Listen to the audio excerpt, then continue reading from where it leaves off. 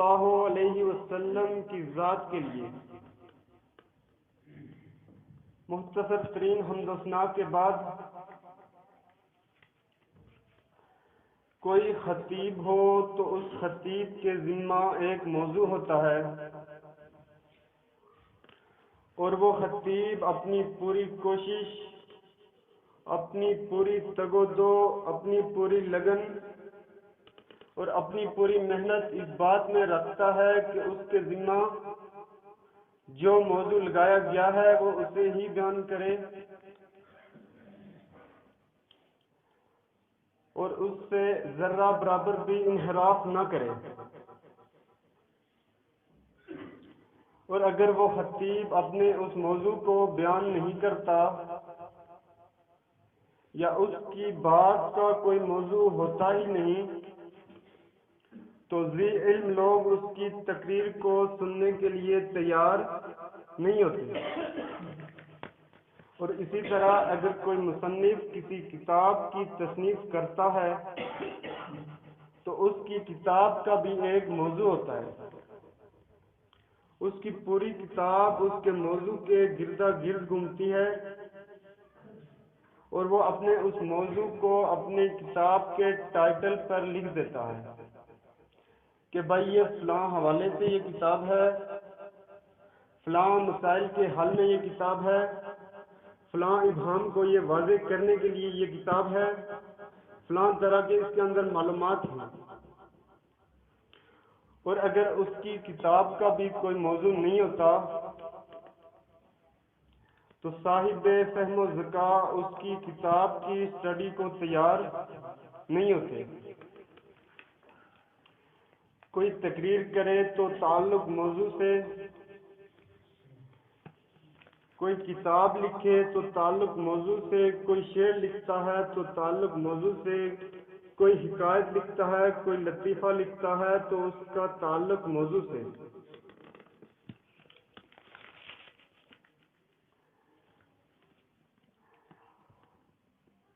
اور متکلم اپنے کلام کے اندر چھپا ہوتا ہے، متکلم اپنے کلام کے اندر مخفی ہوتا ہے۔ ہندوستان کی شاعرہ زیب النساء نے کہا تھا، در سخن مخفی منم کیوں بوئے گل در برگ گل، در سخن مخفی منم کیوں بوئے گل در برگ گل، ہر کے دیدن میل دارد در سخن بھی ند مرا۔ زیب النساء کہتی ہے کہ میں اپنے کلام میں چھپی ہوئی ہوں کہ جس طرح پھول کی خوشبو اس کی پتی میں چھپی ہوتی ہے، لہذا جس نے مجھے دیکھنا ہو وہ مجھے میرے کلام میں دیکھے۔ مگر میں کہتا ہوں کہ زیب النساء نے تو پتہ نہیں یہ بات کیوں کہی، مگر میں کہتا ہوں کہ جس نے رب کو دیکھنا ہو وہ اسے اس کے قرآن میں دیکھے، کیونکہ متکلم اپنے کلام میں چھپا ہوتا ہے، متکلم اپنے کلام کے اندر مخفی ہوتا ہے۔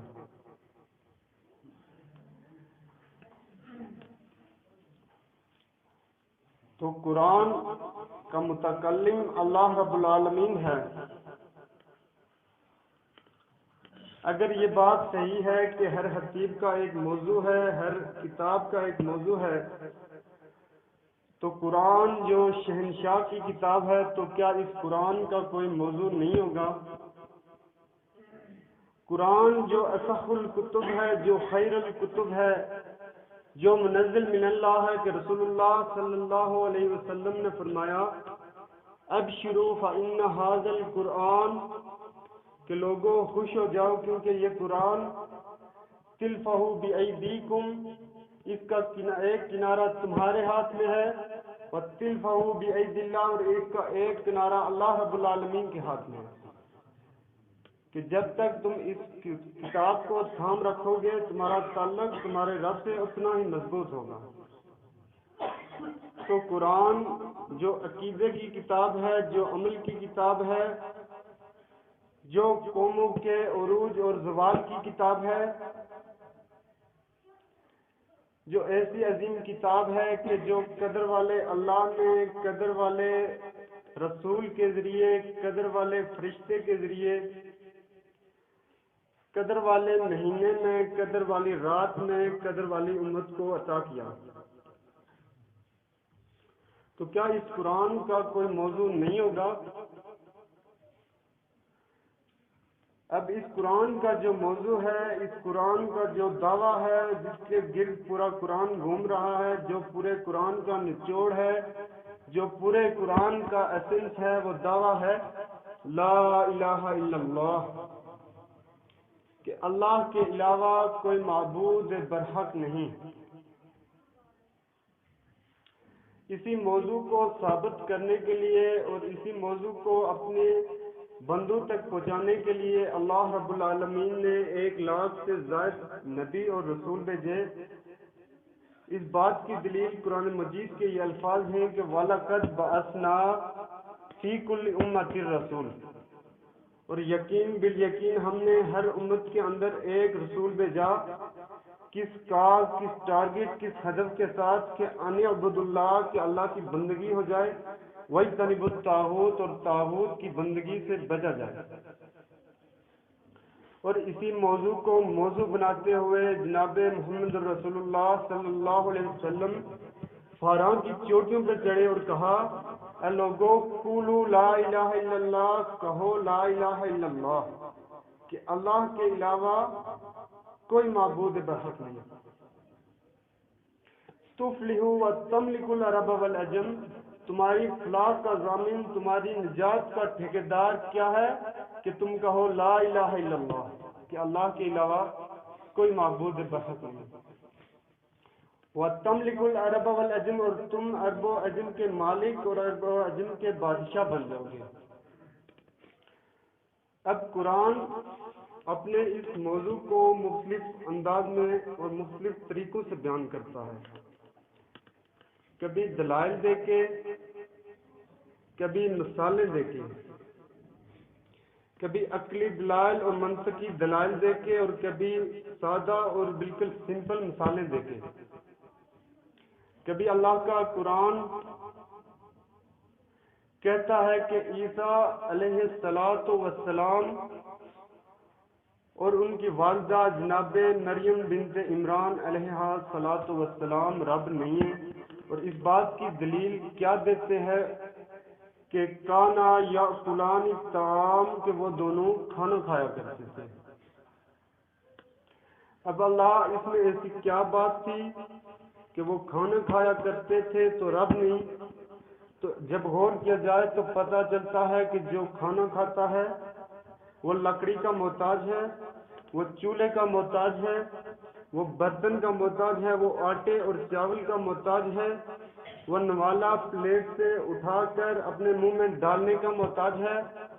وہ نوالا اپنے منہ سے اپنے حلق سے نیچے اتارنے کا محتاج ہے، وہ اس نوالے کو اپنے پیٹ کے اندر، اپنے معدے کے اندر ڈائجسٹ کرنے کا محتاج ہے، اور اس نوالے کو اخراج کرنے کا محتاج ہے۔ اور جو محتاج ہوتا ہے، جس کو ضرورت پڑتی ہے، وہ رب نہیں ہوتا۔ پھر اللہ رب العالمین نے اپنے اس موضوع کو ثابت کرنے کے لیے قرآن پاک کے اندر ایک مثال دی ہے۔ فرمایا یا ایھا الناس ضرب مثل فاستمعوا له ان الذين تدعون من دون الله لن يخلقوا ذبابا ولو اجتمعوا له وان يسلبهم الذباب شيئا لا يستنقذوه منه ضعف الطالب والمطلوب۔ یا ایھا الناس، اے دنیا جہان کے لوگوں۔ اب یہاں پہ اللہ رب العالمین نے تمام طرح کے اختلافات، تمام طرح کے امتیازات اور ہر طرح کے استثناءات سے ماورا ہو کر جمی کائنات سے خطاب کیا۔ کسی خاص علاقے، کسی خاص طبقے، کسی خاص گروہ کو مخاطب نہیں کیا، بلکہ جمی کائنات کو خطاب کیا۔ نہ اللہ نے کہا کہ اے یہودیوں سنو، نہ کہا کہ اے عیسائیوں سنو، نہ کہا اے مجوسیوں اور اے مسلمانوں سنو، بلکہ جمیع کائنات سے خطاب کیا، یا ایھا الناس، اے دنیا جہان کے لوگوں، ضرب مثل فاستمعوا لہ، ایک مثال بیان کی جا رہی ہے، ایک مثال بیان کی جا رہی ہے، فاستمعوا لہ، اس کے لیے کان لگا لو۔ آج ہم کان لگا لیتے ہیں جب کسی بزنس، کسی پراپرٹی، کسی جائیداد، کسی محل اور کسی کوٹھی کی بات ہو، یا کسی ڈالر اور ریال اور پاؤنڈ اور یورو کی بات ہو، لیکن افسوس صد افسوس کہ ہم اللہ رب العالمین کے مطالبے پر ہم کان نہیں لگاتے۔ فرمایا فاستمعوا لہ، اس کے لیے کان لگا لو۔ یہ نہیں کہ ایک کان سے سنا دوسرے سے نکال دیا، رسمن رسمن سن لیا، عادتاً عادتاً سن لیا، بلکہ فاستمعوا لہ، اس کے لیے کان لگا لو۔ ان الذین تدعون من دون اللہ، جن کو تم اللہ کے علاوہ پکارتے ہو، وہ کسی طرح کے بھی ہیں، یہاں پر بھی اللہ رب العالمین نے کسی طرح کا کوئی مخصوص نہیں کیا، بلکہ جمیع کائنات سے کہا ان الذین تدعون، جن کو تم اللہ کے علاوہ پکارتے ہو۔ کوئی مسلمان ہے، کوئی کافر ہے، کوئی سکھ ہے، یہودی ہے، ہندو ہے۔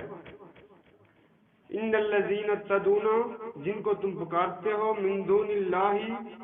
اللہ کے علاوہ، لن یخلقوا ذبابا، وہ اتنے پاور لیس اور اتنے ناتواں ہیں کہ وہ ایک حقیر اور انتہائی معمولی سی چیز، ایک مکھی بھی پیدا نہیں کر سکتے۔ لاہور سے داتا صاحب بھی آ جائیں، ملتان سے، مدینۃ الاولیاء سے سلطان باہو صاحب بھی آ جائیں، سندھ سے شاہ عبد اللطیف صاحب بھی آ جائیں، سندھ سے سچل سرمست اور بابا بلے شاہ بھی آ جائیں، اسلام آباد سے دری سرکار اور پیر مہر علی شاہ صاحب بھی آ جائیں، ہمارے مظفر آباد سے سہیلی سرکار اور پہلی سرکار بھی آ جائیں، اور صرف پاکستان ہی نہیں، آپ انڈیا کے اندر چلے جائیں، انڈیا سے نظام الدین اولیاء رحمۃ اللہ علیہ بھی آ جائیں، اجمیری صاحب بھی آ جائیں، اور صرف انڈیا ہی نہیں بلکہ آپ بغداد کی گلیوں میں چلے جائیں، وہاں سے پیران پیر عبد القادر جیلانی رحمۃ اللہ علیہ بھی آ جائیں، لن یخلقوا ذبابا، وہ ایک مکھی بھی پیدا نہیں کر سکتے۔ اور ایک اور بات کہی کہ وَلَوِ اجْتَمَعُوا لَهُ، اور اگر اس کے لیے وہ اکٹھ کر لیں، وہ اس کے لیے جمع ہو جائیں، وہ سارے کے سارے مل جائیں۔ پھر اللہ رب العالمین نے فرمایا وَإِن يَسْلُبْهُمُ الذُّبَابُ شَيْئًا، کہ اگر مکھی ان سے کوئی چیز سلب کرتی ہے، چھیننے کے الفاظ ہیں کہ وَإِن يَسْلُبْهُمُ الذُّبَابُ شَيْئًا لَا يَسْتَنْقِذُوهُ مِنْهُ، کہ یہ اتنی پاور بھی نہیں رکھتے کہ اس مکھی سے، مکھی جو ان کے ڈائننگ ٹیبل پہ آتی ہے وہاں سے ایک ذرہ اٹھا کے لے جاتی ہے، اتنے یہ ناتواں ہیں کہ اس مکھی سے وہ ذرہ واپس نہیں لے سکتے۔ شیئن لسان عربی کے اندر جب کسی گھر کی کھڑکی سے اندر کوئی دھوپ آ رہی ہوتی ہے اور اس دھوپ میں کوئی ذرہ اڑ رہا ہوتا ہے جو طرح طرح کے، تو اس کو عربی کے اندر شیئن بولتے ہیں۔ تو لا یستنقذوہ من، وہ اتنے ناتواں ہیں کہ وہ اپنے اس مکھی سے وہ ذرہ واپس لینے کی بھی استطاعت نہیں رکھتے۔ پھر اللہ رب العالمین نے آیت مبارکہ کی آخر پر ایک لیبل لگایا کہ ضعف الطالب والمطلوب، جو طلبگار ہے، جو مانگنے والا ہے وہ بھی کمزور ہے، والمطلوب، اور جو جس سے مانگا جا رہا ہے وہ بھی کمزور ہے۔ یا ایھا الناس ضرب مثل فاستمعوا لہ، اے رب کی نعمتیں استعمال کرنے والوں، اے رب کی برکتیں سمیٹنے والوں، یا ایھا الناس ضرب مثل فاستمعوا لہ، ایک مثال بیان کی جا رہی ہے، اس کے لیے کان لگا لو۔ ان الذین تدعون من دون اللہ، جن کو تم اللہ کے علاوہ پکارتے ہو، لن یخلقوا ذبابا ولو اجتمعوا لہ، کہ وہ ایک مکھی بھی پیدا نہیں کر سکتے اگر سارے کے سارے مل بھی جائیں۔ وَإِن يَسْلُبْهُمُ الذُّبَابُ شَيْئًا لَا يَسْتَنقِذُوهُ مِنْهُ، اگر مکھی ان سے کوئی ذرہ چھین کے لے جاتی ہے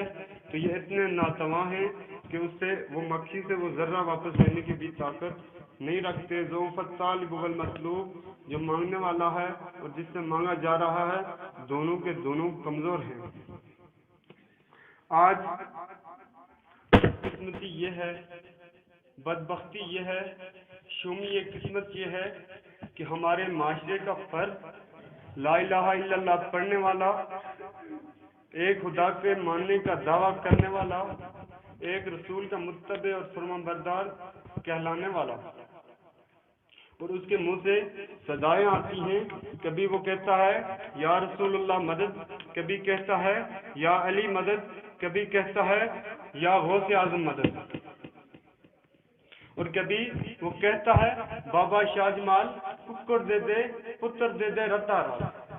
ککڑ گن تے پتر دے، اور کبھی وہ کہتا ہے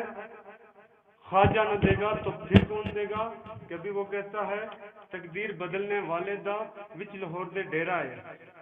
اور کبھی کچھ اور کبھی کچھ، اور کبھی معین الدین چشتی لگا دے پار کشتی۔ یہ ساری کی ساری صورتیں شرک کی صورتیں ہیں اور اللہ کی توحید کو ختم کرنے کی صورتیں ہیں۔ اللہ رب العالمین سے دعا ہے کہ اللہ ہمیں توحید پر قائم رہنے کی اور توحید پر زندہ رہنے کی توفیق عطا فرمائے، اور جب موت آئے تو ہمیں کلمہ شہادت نصیب ہو۔ وقول قولی ھذا استغفر اللہ لی ولکم ولسائر المسلمین والمسلمات۔ السلام علیکم ورحمۃ اللہ وبرکاتہ۔